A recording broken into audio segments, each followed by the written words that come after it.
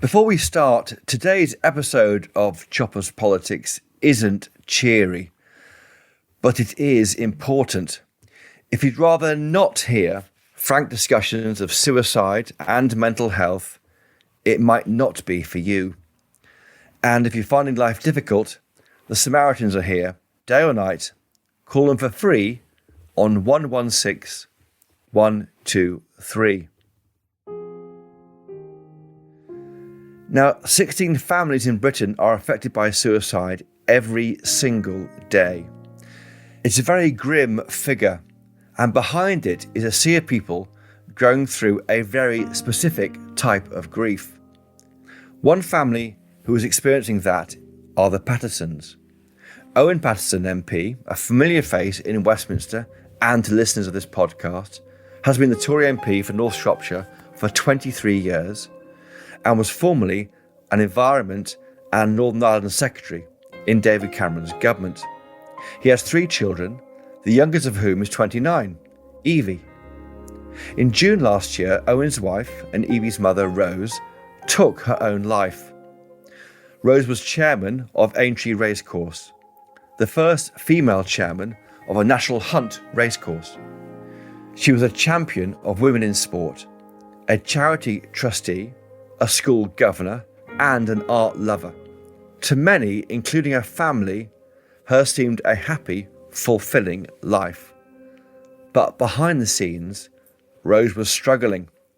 In memory of their wife and mother, the Paterson family has set up the Rose Paterson Trust, which aims to fundraise and change policy to help those suffering, sometimes silently, with their mental health. Owen and his daughter Evie have decided to speak candidly about the trust and about Rose's death, in the hope that it might help others. So they joined me for a rather different episode of this week's Chopper's Politics. Well, she was quite tremendous.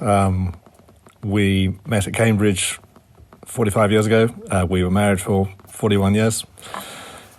She was highly intelligent, extremely well read. She had tremendous taste in pictures and plants and flowers and people and horses. She was, you probably move on to the Aintree stuff. She really was very knowledgeable about horses, very knowledgeable about racing. She had real empathy for them. And her career was really taking off. She had been chairman of the Western Park Foundation, where she applied all her knowledge she picked up in the art world and done really great things there. And her other big move was into the world of racing, and she'd just been made a steward of the Jockey Club and was playing a major role in developing new policies on animal welfare. And as chairman of Aintree, she'd picked up what was already a very successful race, but had really moved it on in her own style, made it much more welcoming to people. Probably went racing less frequently. She made a really big deal out of Ladies' Day. She took on the metropolitan media, told them to be fair to the Liverpool ladies, because there was this tedious narrative of sending up photographers to take unhelpful photographs. She made the fashion show there a huge event. She started the Grand Women's Summit, which celebrated women in sport and promoted women in sport. And I suppose to bring it right up to date, it's just utterly tragic. She wasn't there on Saturday to see Rachel win in the most brilliant manner. Just unbelievable. And of course, she was the spouse of an MP, which in itself is a full-time job. I mean, just reading about her work at Hillsborough Castle when you were the Northern Ireland Secretary, and she did up all the gardens, didn't she, with a box hedge, and she made temples more presentable and everything else. Oh, yeah, we did a lot more than that. We cleared the gardens a lot. We reopened whole stretches which had been sort of defunct for many years. She played a big role redecorating the interior. And it was always with existing funds. Instead of wasting money, we were just... She was very careful in making sure we spent existing funds. She was very proud to be a great-granddaughter of Edwin Lutyens. And I think she inherited some of his genes. I mean, she could draw, and she had a tremendous eye. She worked for Sotheby's for some time and had a wonderful eye for a picture. And Evie, for you, your mum, I'll consider no more than that. Yeah, I still sort of wake up every day and think, I can't believe she's gone. I mean, I owe her everything. And I think actually probably have spent more time with her than quite a lot of people my age, because we both had such a passion for horses, and I spent most of my teenage years doing 3-day eventing as an amateur, and had some success, I think it's fair to say. I competed internationally, I represented Great Britain 3 times, I won the national championships, and it was all down to her. It was all down to her unwavering support, her dedication, her encouragement. She was the opposite of a sort of traditional pony club mother. And her willingness to sacrifice evenings, weekends, while being an MP's wife at the same time, I would hasten to add, to supporting me in my eventing career. So looking back, I really do cherish the fact that I spent nearly every weekend with her during that time frame. I wasn't going to teenage parties. I was driving around the countryside sleeping in a horse box with my mother. It meant we were incredibly close, and I relied on her so much for support and advice about everything. And so I really, really miss her every day. It doesn't get any better. I can only imagine. Last summer, well, it was June the 24th, when Rose died. Tell me what happened that day. Well, the lockdown had ended and Parliament had sort of resumed, so I'd been sitting in my office. You're in the House of Commons, you mean, don't you? You're in the House of Commons. I was in my office in the Commons, yeah, but I wasn't in the chamber. You couldn't go in because of the rules. And when I was in London, Rose and I, we ring each other normally quite briefly in the morning and always in the evening. And I didn't think it was particularly out of ordinary that she didn't answer. She could well have been off on a trip to Aintree or gone somewhere. I rang 2 or 3 times in the morning and left a message and sent a text, but I wasn't that fussed. But I was surprised in the evening when she didn't pick up. She was very, very organised and very punctilious about answering her emails, and she would nearly always be back by about 6, wherever she'd been. And I was surprised by that. And then Ned, my second son, who was the only one here with his then fiancée, now his wife, and he rang me and said, I'm a bit worried. I haven't seen Ma. She wasn't around for lunch, and she's not answering the phone. So I thought she might have been down the wood. She was a tremendous gardener, and we've spent a lot of time restoring a wood, planting trees. Thought she might have been out. So he started looking seriously and got some neighbours involved. By, I think, about 8:15, they hadn't found anything, and I was getting seriously... Obviously, we had a real... the whole nightmare was beginning to unfold, and I rang the Met from my office, formally giving notice, and they told the West Mercia Police, who were absolutely tremendous and reacted very rapidly, put on a major search operation. And then I drove her home with my elder son Felix, and we drove for whatever it takes, 3.5 hours, in pretty constant communication with Ned, going over everything that could have happened. We thought, obviously, she might sort of... big limb might have fallen out of a tree, whacked her on the head. She might have had something strange like a heart attack or a stroke or something. She might have slipped and fallen, banged her head. She might have fallen in the brook. I mean, all pretty unlikely things to happen, but we never, ever, ever considered what had actually happened. And when we got here, the policeman in charge, it was a major police operation, he knew exactly what he's looking for. He walked straight up to me and said, Mr. Paterson, does your wife suffer from depression? And I was actually quite irritated. I'd just driven flat out from London. It had been a really hot day. I said, look, come on, we've just got to really, really keep looking. She'll be dehydrating. And it's getting late. This was about midnight by then. But sadly, they knew really what they were looking for, and they found her in the early hours of the morning. And Evie, can I ask where you were when all this was happening? I was in the south of France, 1,000 miles away, and my boyfriend and I, because, as Pa said, lockdown had just officially ended, they'd just opened the borders, we were kind of, I suppose, slightly desperate to get away. The weekend before, we drove down to the house in the south of France for a sort of post-lockdown holiday. And after much discussion, Ma was actually supposed to join us there. 2 days later on the 25th, and had even booked her Eurostar ticket. So I was actually kind of blissfully ignorant until the morning of the 24th, the morning she was found. I think Pa and my brothers had decided there was no point in kind of alarming me, as I was so far away, until they really had to. So I remember I spoke to her 5 times on the Monday of the 22nd, and she seemed perfectly normal, and we discussing, plans for the week, when we were going to go to the local bistro, etc. I remember my alarms were always on my boyfriend's phone, so I got out of bed, looked at his phone and thought, that's odd, you've got 10 missed calls from my dad. Then looked at my phone and I had 20, and lots and lots of messages saying, please call me, please call me. So, yeah, so I did. And I will never, ever forget that phone call. It was hands down the worst moment of my entire life.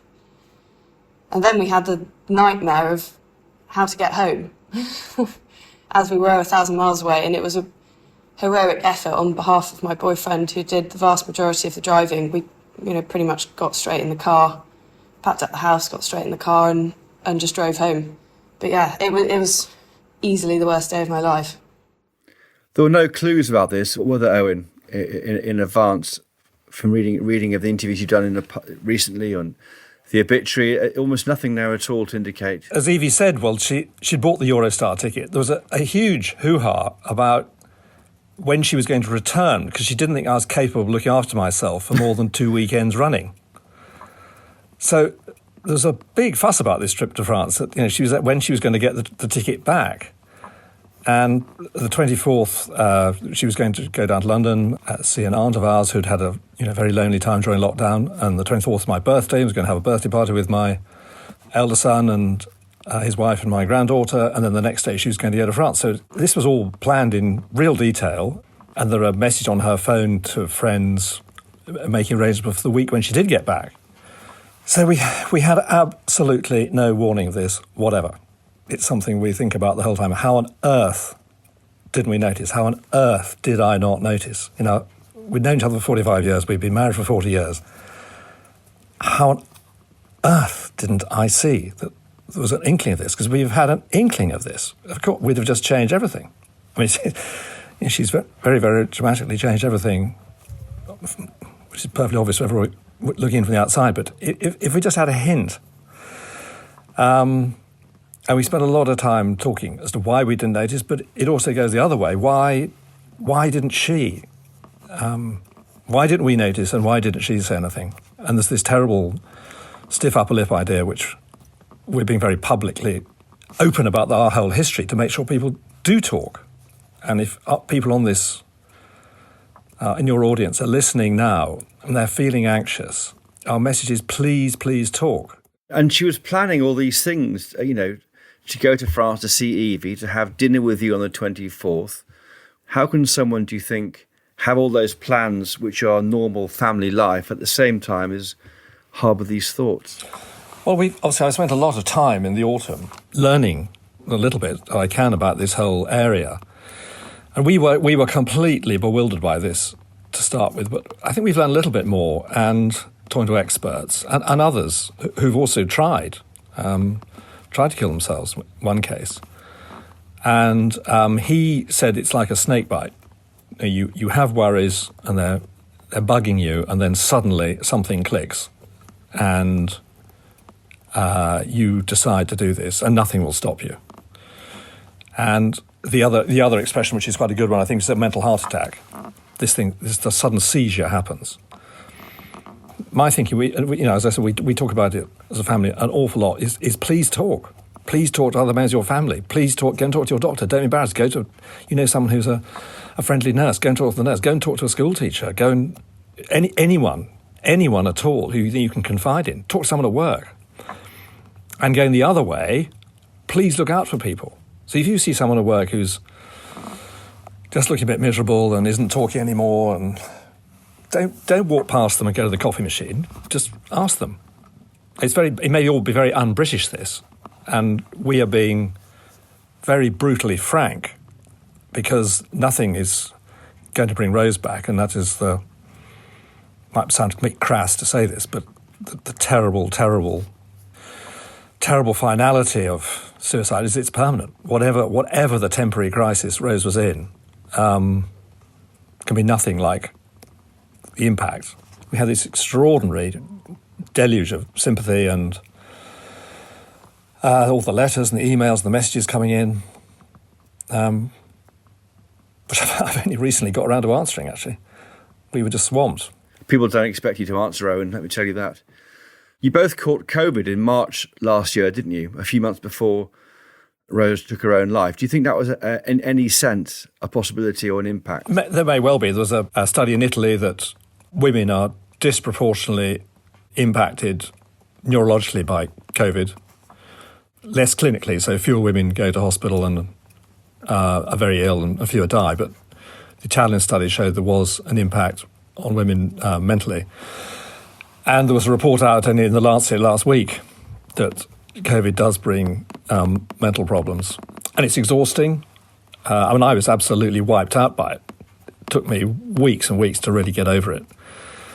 And there were other pressures in her life, which we're aware of. But what actually triggered it, what this impulse, is hard to define.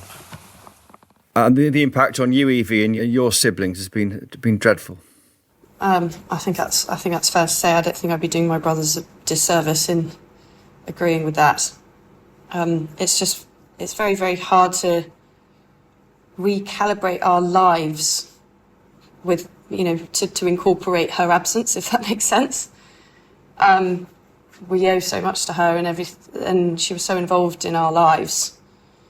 It's just very, very difficult to come to terms with the fact that she's gone and to try and deal with the very complex grief associated with suicide, particularly of a mother, because, you inevitably find yourself thinking occasionally, how could she do this to us? How could she leave us like this?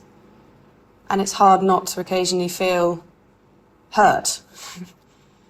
But then that's obviously incredibly unfair. And I think that's one of the things about suicide that's so difficult to deal with and to understand is, for those left behind, it seems like a very selfish act, but from everything I've learnt since she died, people who are in that position, who are that desperate that they feel like the only way to end their pain and the only way out is to kill themselves, they feel like they're doing a selfless act. And they've sort of got to the point where they think that everybody else would be better off without them. And it's just incomprehensible to think how she, who was so brilliant in so many ways, could have got to that point. But then the other side of it is this terrible guilt that I certainly feel,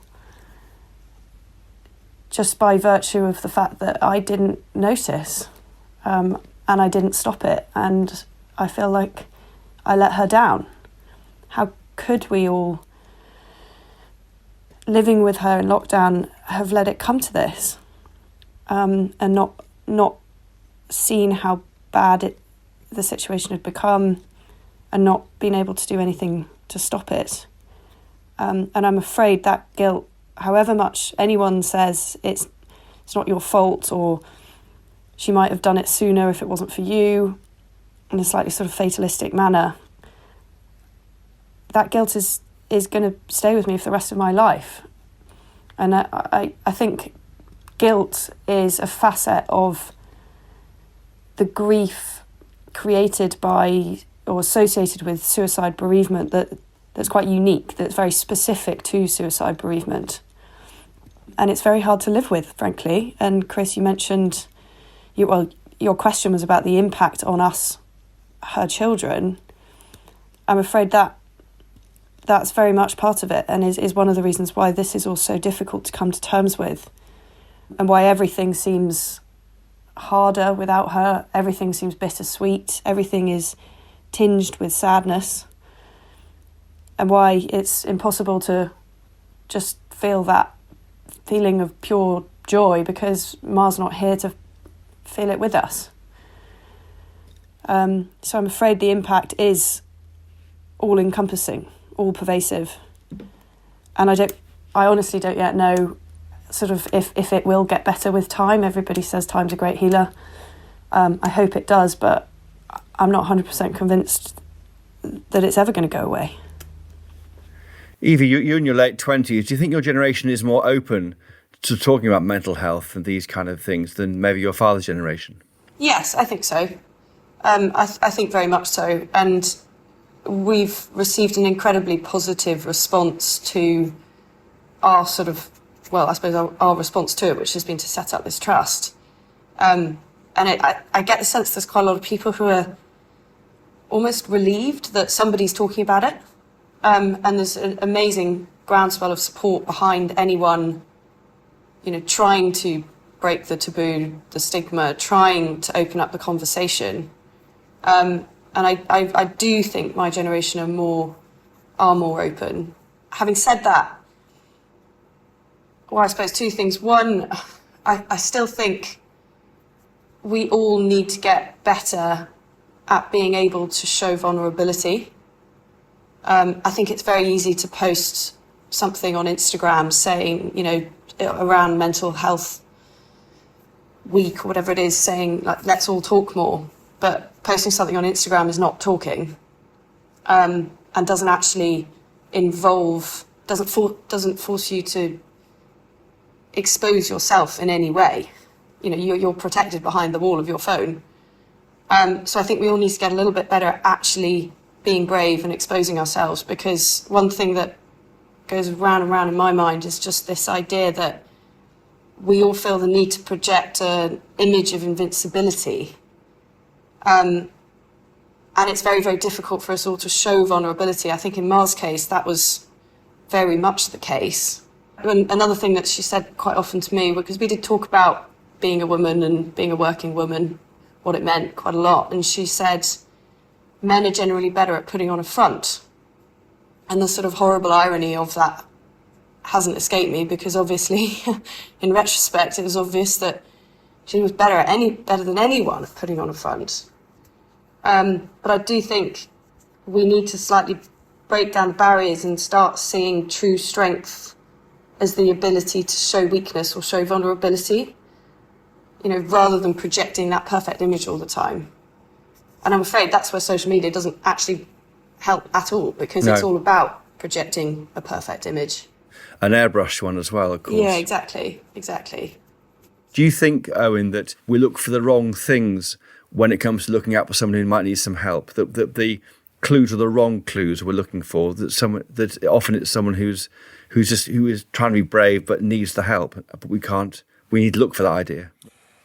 Yeah, I think I think I certainly had it, a sort of caricature idea of what someone's depressed like, and they might have had terrible financial problems or business problems or employment or unemployment or health problems or marital problems or whatever, family problems, and they get very depressed, and they might turn to alcohol, and they might be living a very miserable, unhappy life and showing all the manifestations of a sort of caricature of depression. In our case, we know Rose was anxious about things. We know Rose was anxious about stuff. There was stuff in my life, my political life, she was worried about, and there were pressures, there were press stories which she absolutely hated. But we had absolutely no concept of just how bad this was. And we had this terrible thing right at the end. I literally couldn't believe it was suicide until I went down to the wood to see her. I thought someone must have murdered her. I just thought it was just so totally out of her character.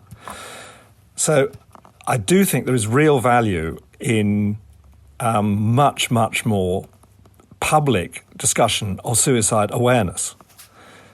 I've talked to Zero Suicide Alliance, run by a guy called Joe Rafferty, who runs the big NHS trust in Merseyside. They have done some really, really positive work in Liverpool prison. They have markedly reduced the number of suicides there. And a lot of it is to do with really determined suicide awareness training. And I would like, in very simple terms, everybody in the health service, from the top down, everybody in education, everybody in policing, everybody in business, every trade association, every trades union, every charity, all to go through a determined process of making sure everyone has some suicide awareness training. If we had had that, we just might have noticed, and we just might have asked the right question. And secondly, she might have been aware of how far this was going. I think that's a really important part of it. She probably wasn't aware just how far down the road she was gone. And she had this anxiety, about, as I said, some of the stuff involving me. She'd been under pressure from COVID. She's probably tired after the lockdown because the whole family was here. So got 3 children and all their partners and wives and everything. All that was pressure, but we had no concept of just how badly this impacted us. And it's quite odd, really. I mean, I've been an MP for 24 years. I think I've only had one suicide really come across my desk, which was a most unfortunate case in a prison, which was just a really, really sad case. But otherwise, the surprise for me is now we've begun to talk about it, just how many people come up and how many letters and emails I've had from people who've had a relation who's taken their own life. And in the next 90 minutes, someone will take their own life. And several tens will have a go and may have another go next week. So this is a really big problem. 6,500 people, it's the equivalent of 15 jumbo jets. You had 15 jumbo jets, you'd close down Boeing, Rolls-Royce, Airbus, General Electric, Department of Transport. It would be a huge national drama. And yet this is going on every day. The next 90 minutes, someone will take their life. And it is really, really shocking. And every one of those deaths is completely, totally unnecessary and totally avoidable if we can make people more aware. And that's why, we are doing this. People comment on the fact that me and my family are talking openly. We're never going to bring Rose back. We just hope that by doing this, we can just help. Our hope is that we can just help just one family from going through the anguish that we're going through. And we might get the message across to someone who is unhappy. There might just be someone listening to this program now. You're feeling unhappy, please tell someone. Nothing to be embarrassed about. Nothing to the utter horror you bring if you actually take your own life. Now, Owen, you're an MP, a senior former cabinet minister. What can the government do in this area? You're doing your thing, this trust will come to that. But what can the government do you think, to balance the effect of the lockdown on mental health and physical health? I mean, one is not seen, one is seen. What more? Are you talking to Matt Hancock behind the scenes? Are you trying to impress on him the need to take this seriously? Very much so. I've talked to Matt Hancock. I've talked to Nadine Dorries, who's the junior health minister, whose responsibility this is, and very important, talked to Karen Dinage, Minister at DCMS, who is in charge of the online safety bill. The government, in fairness, has stumped up. It's put a lot more money into this area, and it's helping voluntary organisations with more significant funds. And they have been very open with me because I am concerned about certain websites. And I know Rose, 10 days before, was looking at some of these websites. And they're very beguiling. They have a very, very dangerous narrative. And I think we have to face the fact that, the internet is an absolute information revolution. It's brought the most wonderful advantages to the whole of mankind all around the world. But sadly, there is a downside. And I think you have to counter the downside, which is due to advanced technology, with more advanced technology. And I'm talking quite closely to the government about this at the moment, because we do have an opportunity with the online safety bill.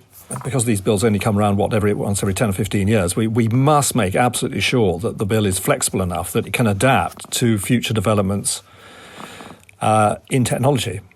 I'm talking to you into my iPhone at the moment. None of us has a clue where the iPhone's going to be in 10 years' time, let alone 15 years' time. And we must make absolutely sure that this bill has the flexibility within it to cope with technological developments. Because there is no doubt at all, and you have to be very careful talking about this in public, but these websites were not around 10 years ago. They are around now, and they do make it easier for people. And they have a terrible, beguiling, dangerous message. We have to counter that with various technological measures, which I'm talking to the government about. Who on earth is behind them? I think they're sad individuals. And some of them, I think, do go very close to the wind on existing legislation on assisted suicide, which is one avenue that I would like to look at. And this is a big advantage of Parliament not sitting. It is much, much harder to get people moving on this. I mean, we had the all-party group on suicide of harm. Great honour to be elected the vice chairman, and there are MPs working in this area, but it's much, much easier, really, when MPs are milling around in the lobbies, in the portcullis house to get things moving. But in fairness, the government, I mentioned the three key ministers, they've all talked to me and listened to me, and we are taking steps, because this bill is being drafted as we speak. I wonder if figures showed that there's been an increase in suicide since the internet came into being. It'd be worth looking at that. I think actually the suicides were coming down and levelled a couple of years ago. Professor Lewis Appleby, who advises the government, is pretty emphatic at the moment that there's not been an increase in suicide so far. But I'm afraid the coroners, very sensibly, for obvious reasons, tend to lag behind, would go quite slowly with inquests, quite deliberately on suicides. But what Lewis Appleby does point out, and very clearly, whenever I've heard him talk about this, is that the spike in suicides after 2008 economic turndown, didn't come through until 2012. And if you think what people have been through with these lockdowns, they've been much more severe on people. People have been literally incarcerated in single bed sits without any company from work, any company, human contact. And that's going to have a really, must have a really damaging impact. So I think we need a huge national effort now to really make people aware. And I, as I said, I'm a very strong advocate of suicide awareness training.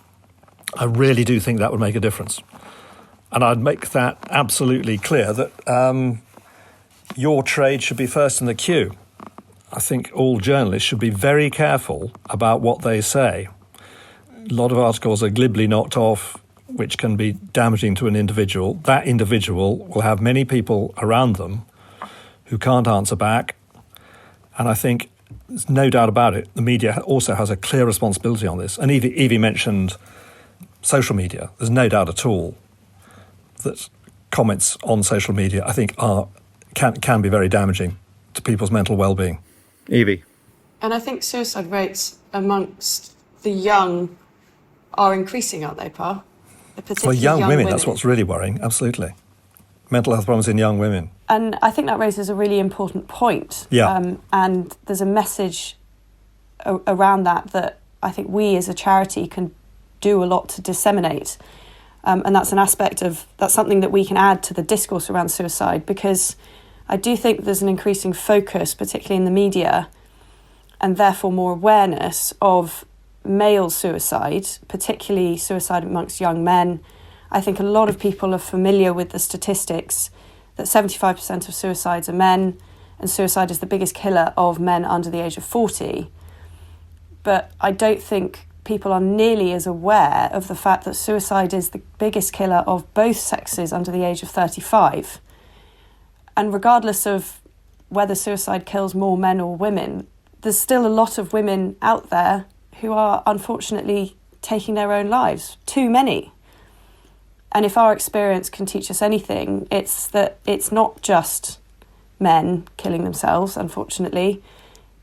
It's women, privileged, successful women who on the outside seemingly have it all, like my mother, who are still taking their own lives. And I think we need to broaden out the discussion beyond perhaps male psychology and why that's leading to a high suicide rate amongst young men, to just broaden and fill out the discussion, make it more three-dimensional, and bring in discussion of female mental health and why women kill themselves. Women like Ma kill themselves. And I really hope that we as a charity can help with that.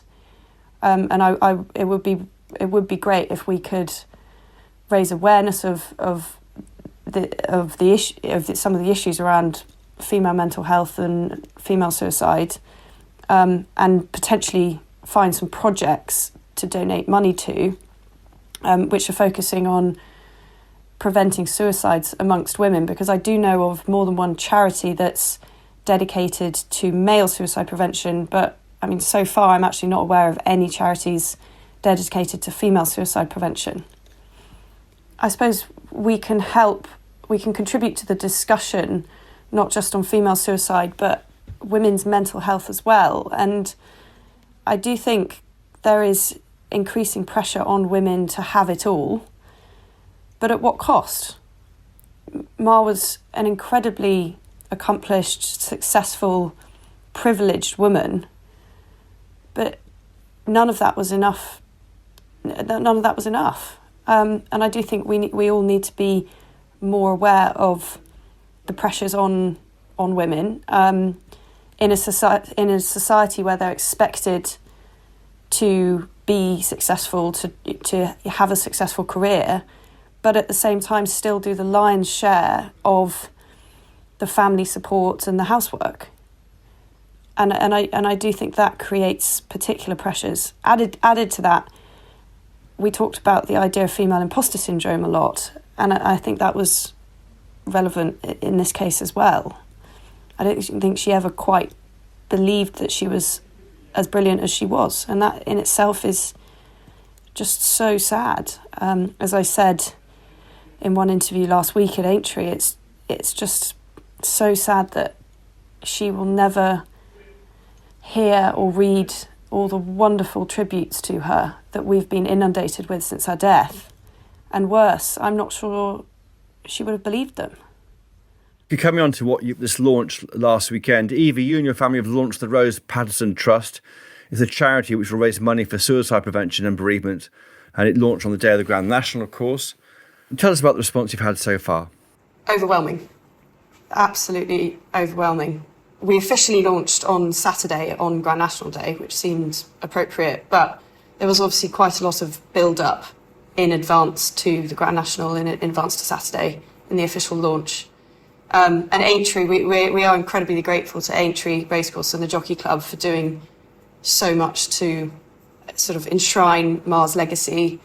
They named the Fox Hunters Chase on Thursday, the amateur race, after her, so it's now the Rose Paterson Fox Hunters Chase. We then launched an award in her name called the Rose Paterson Community Sportswoman Award on Friday on Ladies' Day at the Grand Women's Summit, and I did a little intro to launch that. And that's a wonderful way to sort of bring her legacy together. And then obviously we had the official launch on Saturday, which was at the ceremony during which she was she was made an Aintree legend. She was kind of officially put on the Aintree, into the Aintree Hall of Fame. And that was obviously, that was a difficult, incredibly emotional moment, and made even more so by the fact that Laura Wright very kindly did an a cappella of Ave Maria at the ceremony, which was wonderful and incredibly kind of her. But I completely cracked up at that point, I'm afraid. And yeah, the response has really, really been amazing, both in terms of the money we've raised and just the comments people have made, and the sort of emotional response, I suppose. So I mean, Evie's right. We've had an absolutely wonderful response, and we did have generous donors who said they would put up to £100,000 if that could be matched by donations from the public between now and the end of April. So if anyone's listening, they'd like to send it in. If you put £1 in, that will raise £2 up to the value of 100. Well, we'll certainly put links in to how to donate to the Rose Paterson Trust in the show notes to this episode. Well, what's the biggest aim for the trust, Owen, to you? What's the biggest aim? What's the biggest thing you want to achieve from this trust after, say, 5 years? Very simply, if we could have helped save one family going through what we've gone through and are going through and will continue to go through for many, many years to come, we'll have done some good. So the primary aim is suicide prevention. So we're going to do some research from our own standpoint. We will be looking to help charities and projects many of whom are quite small, I suspect, who are working in the field of suicide prevention. And there's some very big, well-known charities that do wonderful work, Samaritan's Mind, who also we've been talking to. But having talked around, there is a clear need to help the smaller charities too, who do very good niche work. But we're going to be very careful about this. The last thing we'll do is tread on toes. The last thing we'll do is duplicate anyone else's activity. So I think we are going to stand back and take a little time before we decide exactly what we do with the really quite significant sums we've been given. But the clear, absolute clear prevention is that we will do the work first to see where we really think every pound can have the most impact on preventing suicides. And then the other issue, which we've already touched on, is I have a role as an MP who work with the government and opposition parties. There's significant support in the opposition to work together on this. And I think I can help coordinate that at national level. And Evie, what's your message to families struggling with mental health, or they may know somebody who's having a difficult time at the moment? I think it's I suppose, relatively simple message that we've sort of talked about all the way through this podcast, which is, on the one hand, if you're the one struggling, please talk. Just talk to somebody, anybody. And then on the other hand, to those around them, please listen. And because it really does cut both ways. I think, we need to create a society and a culture in which we can all be more open about mental health. We can all show more vulnerability. We can all drop our armour, not project this image of invincibility at all times, and talk to each other more openly and listen to each other better. Because nobody should get to that point where they feel that lonely and that desperate that their only way out is to take their own life. Just talking, it's very, very simple, but talking and listening will do so much good. So, it's something that we can all do a lot better.